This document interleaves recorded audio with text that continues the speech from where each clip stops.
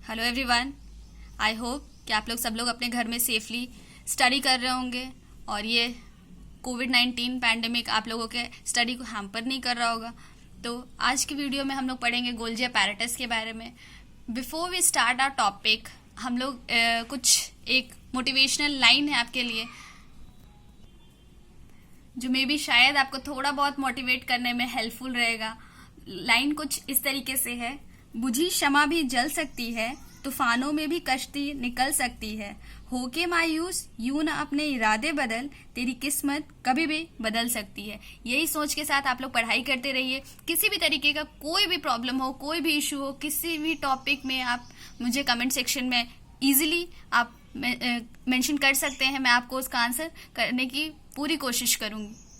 तो standard 9th के video में हम लोगों ने अभी तक सेल चैप्टर में कुछ टॉपिक कवर कर लिया है। For example endoplasmic reticulum last class में हम लोगों ने डिस्कस किया था। आज हम लोग डिस्कस करने वाले हैं अपने नेक्स्ट ऑर्गेनली के बारे में, डैट इज हमारा गोल्जी एपरेटस। ठीक है, गोल्जी एपरेटस को पर्टिकुलरली और भी बहुत सारे नामों से जाना जाता है। फॉर एग्जाम्पल हम लोग इसको गोल्जी बॉडीज कहते हैं, कभी गोल्जी कॉम्प्लेक्स भी कहते हैं, डाइक्टोजोम्स कहते हैं। तो ये सारे डिफरेंट हमारे गोल्जी अपैरेटस के ही नाम है। फर्दर इसका स्ट्रक्चर कैसा होता है, ये क्या फंक्शन प्ले करता है, क्या रोल प्ले करता है, किस तरीके से ये सेल में हेल्प करता है, सेल के फंक्शंस को कैरी करता है, ये सब हम लोग डिटेल में एक एक करके पढ़ेंगे। तो कुछ और भी नाम जिससे हम लोग जानते हैं गोल्जी एपरेटस को, that is Golgi bodies, Golgi complex, dictyosome. Further अगर हम लोग इसका शेप का बात करें तो ये हमारा लगभग 2 माइक्रोमीटर इन लेंथ होता है, एज वेल एज 0.5 माइक्रोमीटर हमारा इसका विड्थ होता है। बेसिक इंट्रो में हम लोग कह सकते हैं कि गोल्जी एपरेटस हमारा 2 माइक्रोमीटर लेंथ में और 0.5 माइक्रोमीटर विड्थ होता है। सबसे पहले इसकी डिस्कवरी की थी कैमिलो गोल्जी ने, कब? 1898 में। और किस चीज़ में इन्होंने किया था? तो इन्होंने किया था हमारा नर्व सेल में इसकी डिस्कवरी करी थी। उसके बाद उनको नोबेल प्राइज भी मिला था इस काम के लिए 1906 में। फर्दर ये जो हमारे गोल्जी अपैरेटस होते हैं ये हमारे बैक्टीरिया में और ब्लू ग्रीन एल्गी में और हमारे आरबीसीज ऑफ एनिमल्स में और स्पर्म में ये प्रेजेंट नहीं होता है। फर्दर ये दिखता कैसा है तो उसके स्ट्रक्चर को हम लोग समझेंगे। अब इसका स्ट्रक्चर देखेंगे तो ये जो हमारा गोल्जी अपैरेटस होता है ये हमारे 3 टाइप के एलिमेंट से मिलके बना होता है। तो इसको हम लोग लिख सकते हैं made up of 3 types of elements. अब ये कौन कौन से हैं वो तीनों टाइप्स ऑफ एलिमेंट्स। ठीक है, तो ये हमारे जो एलिमेंट्स हैं, नंबर 1 ये हमारे हो गए जिसको हम लोग बोलेंगे सिस्टर। ठीक है, number 2 is vacuoles and number 3 is vesicles. अब ये होता क्या है तो एक एक करके हम लोग देखेंगे। सबसे पहले सिस्टर्न। अब ये जो सिस्टर्न होता है ये हमारा लॉन्ग ट्यूब लाइक स्ट्रक्चर होता है या फिर लॉन्ग ट्यूब लाइक या सैक लाइक स्ट्रक्चर होता है जो कि अरेंज होता है कैसे? स्लाइटली कर्व्ड वे में, इस एकदम स्ट्रेट नहीं। जब मैं इसका फिगर आपको बना के दिखाऊंगी तब आपको ये क्लियर हो जाएगा। अभी मैं टर्म्स क्लियर करा दे रही हूँ। नेक्स्ट अगर वैक्यूल्स की बात करेंगे तो ये हमारा लार्ज स्फेरिकल स्ट्रक्चर होता है और अगर वेसिकल्स की बात करेंगे तो ये हमारे स्मॉलर स्फेरिकल स्ट्रक्चर होते हैं। ठीक है, क्लियर है ये तीनों आपको स्ट्रक्चर एलिमेंट्स। सिस्टर्न हमारा क्या हो जाएगा तो ये हमारे हो जाएंगे लॉन्ग ट्यूब लाइक और सैक लाइक स्ट्रक्चर, वैक्यूल्स हमारे हो जाएंगे लार्ज स्फेरिकल स्ट्रक्चर और वेसिकल्स हमारे कहलाएंगे स्मॉलर स्फेरिकल स्ट्रक्चर। तो अब हम लोग देखेंगे कि ये किस तरीके से बना होता है। वहां पे मैं ये टर्म्स को यूज करूंगी तो आपको समझने में आसानी होगी।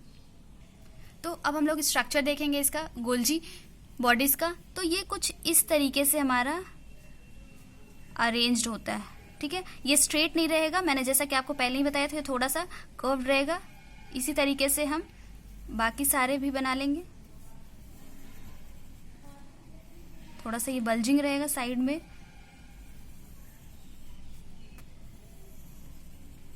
ठीक है, ऐसे ही हम और भी बना सकते हैं।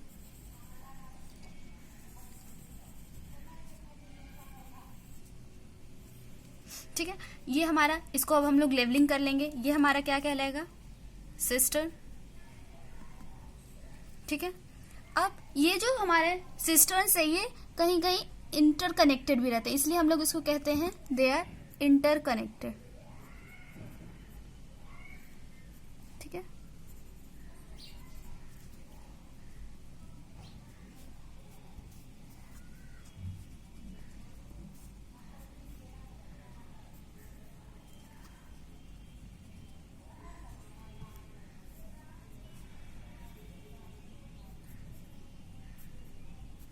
क्लियर है।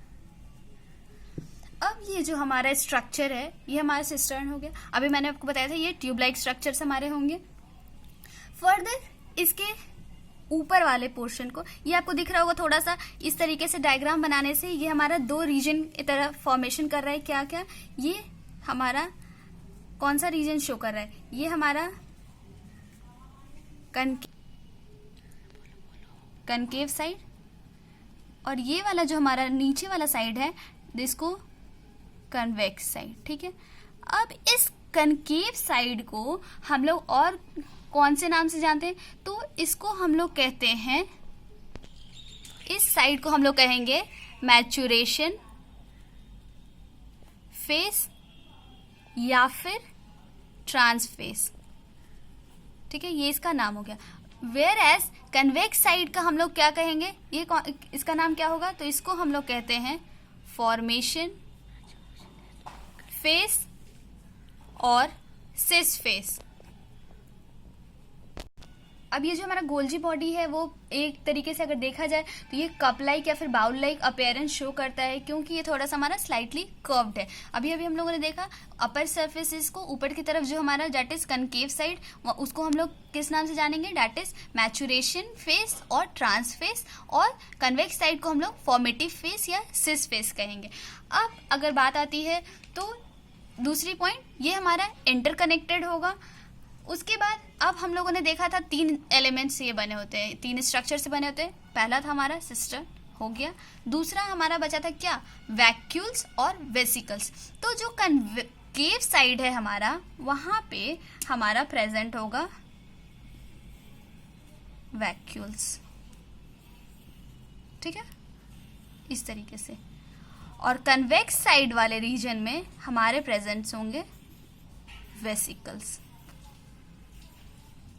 ठीक है, अब ये जो हमारा, इसको भी मैं मेंशन कर देती हूँ, तो यहाँ पे हमारा तीनों स्ट्रक्चर कंप्लीट होता है। अब ये किस तरीके से हमारा फंक्शन करेगा उसके बारे में देखते हैं। तो ये जो हमारा कनकेव साइड है, ये साइड जो हमारा वो टुवर्ड्स प्लाज्मा मेम्ब्रेन रहेगा। कहने का मतलब है कि ये हमारा जो कनकेव साइड प्रेजेंट है, जिसको कि हम लोगों ने क्या कहा है, ट्रांसफेस का है, कनकेव फेस कहा है, ये हमारा प्लाज्मा मेम्ब्रेन के टुवर्ड्स रहेगा। एज वेल एज अगर बात करेंगे कन्वेक्स साइड की, तो ये हमारा टुवर्ड्स न्यूक्लियर मेम्ब्रेन रहेगा या फिर एंडोप्लाज्मिक रेटिकुलम के साइड रहेगा। वो भी पॉइंट यहाँ पे ऐड कर लेंगे।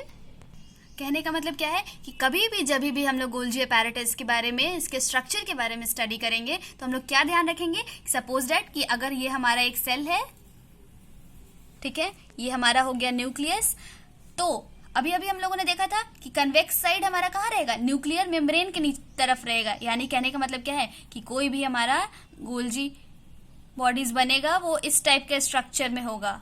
आई बात समझ में, यानी कि कनकेव साइड हमारा ऊपर की ओर यानी कि प्लाज्मा मेम्ब्रेन की तरफ होगा, एज वेल एज उसका लोअर साइड हमारा न्यूक्लियर मेम्ब्रेन या फिर एंडोप्लाज्मिक रेटिकुलम के साइड होगा। इस चीज को ध्यान रखिएगा, ये स्ट्रक्चर उल्टा नहीं होना चाहिए, स्ट्रक्चर हमेशा सही होना चाहिए। कैसे सही होगा वो मैंने अभी आपको क्लियर कराया। अब हम लोग देखेंगे कि ये इस टाइप का स्ट्रक्चर क्यों है। तो अब ये जो हमारे वेसिकल्स होते हैं छोटे छोटे से, ये क्या करते हैं, हमारा एंडोप्लाज्मिक रेटिकुलम के नजदीक होगा, ये यहाँ पे हमारे वेसिकल्स प्रेजेंट होंगे और यहाँ पे हमारा वैक्यूल्स प्रेजेंट होगा। ठीक है, तो अब ये जो वेसिकल्स क्या करेंगे, एंडोप्लाज्मिक रेटिकुलम में हम लोगों ने देखा था कि क्या होता है, अगर एंडोप्लाज्मिक रेटिकुलम हमारा स्मूथ है तो वहाँ पे हमारा किस चीज़ का सिंथेसिस होगा, लिपिड्स का, और अगर हमारा रफ है तो वहाँ पे प्रोटीन का सिंथेसिस होगा। अगर राइबोसोम्स लगे हुए हैं तो प्रोटीन का सिंथेसिस करेगा, अगर राइबोसोम्स एब्सेंट हैं तो वहाँ पे फैट्स या लिपिड्स का सिंथेसिस होगा।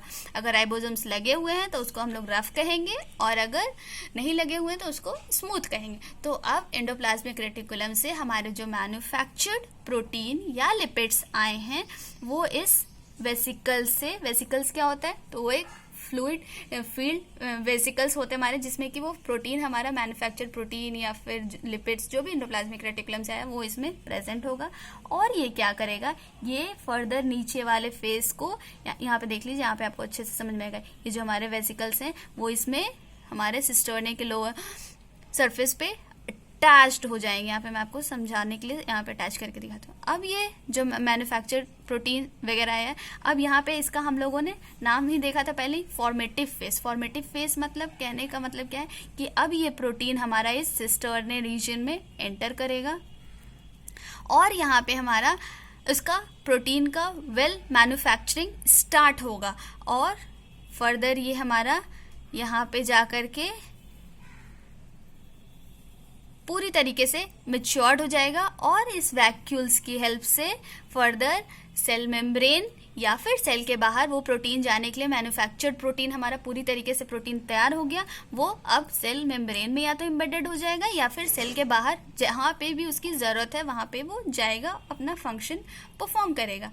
तो इसका कहने का मतलब क्या है कि ये जो हमारा पूरा गोल्जी अपैरेटस है वो एक तरीके से हमारा क्या काम कर रहा है, तो ये हमारा पैकर्स एंड मूवर्स का आप लोग नाम सुने हैं। वो क्या करता है, आपके जो भी सामान है उसको वो प्रॉपरली पैक करेगा एज वेल एज डेस्टिनेशन तक पहुंचाएगा।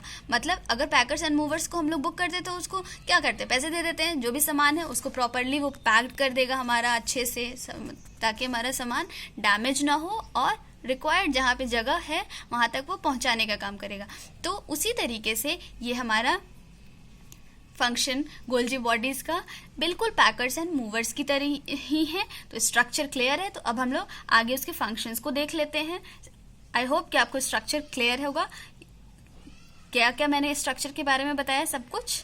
कनकेव साइड ऊपर जहाँ पे हमारा वैक्यूल्स प्रेजेंट रहेगा उसको कि हम लोग मैचुरेशन फेज कहेंगे। कन्वेक्स साइड जो कि हमारा टुवर्ड्स न्यूक्लियर मेम्ब्रेन रहेगा उसको फॉर्मेटिव फेज या सेस फेज कहेंगे। अब आइए इसके फंक्शन को देखते हैं। एक बात और जो मैं आपको बताना भूल गई, वो ये जो हमारे स्टैक्ड मेम्ब्रेन्स जो आपको दिख रहे हैं, ये जो सिस्टर्न है, आपको फ्लैट सिस्टर्न्स दिख रहे हैं, इसको हम लोग क्या कहते हैं, स्टैक्ड मेम्ब्रेन्स कहते हैं। स्टैक्ड मतलब क्या होता है, किसी भी एक के ऊपर एक रखना, अंबार टाइप से लगाना, उसी को हम लोग कहते हैं स्टैक्ड। तो इसीलिए इसको हम लोग कह सकते हैं स्टैक्ड मेम्ब्रेन, जो हमारे फ्लैटन सिस्टर्न्स हैं उसको। तो फंक्शंस एक एक करके देखेंगे। तो सबसे पहले इसका फंक्शन क्या हो गया, ये जो भी हमारे प्रोटीन्स या फिर फैट्स लिपिड्स आ रहे हैं उनको ये क्या करेगा, स्टोर करेगा, यानी कि स्टोरेज का काम करेगा। फर्दर जो हमारे प्रोटीन्स या फैट्स बन के आए हैं उसको ये मॉडिफाई करेगा। मॉडिफाई करने का मतलब है कि उसमें और एडिशनल क्वालिटीज, एडिशनल उसको ऐड ऑन करेगा।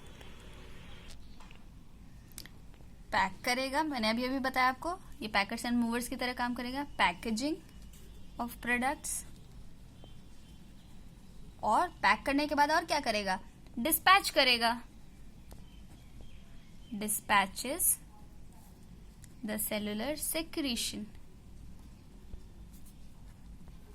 अगली बात समझ में, जो भी स्टोर करेगा प्रोटीन फैट जो भी हमारे आए हैं उसको, उसके बाद उसको मॉडिफाई करेगा, पैक करेगा, एज वेल एज उसको डिस्पैच करने का काम भी करेगा, मतलब जहाँ पे रिक्वायर्ड है वहां तक पहुंचाएगा।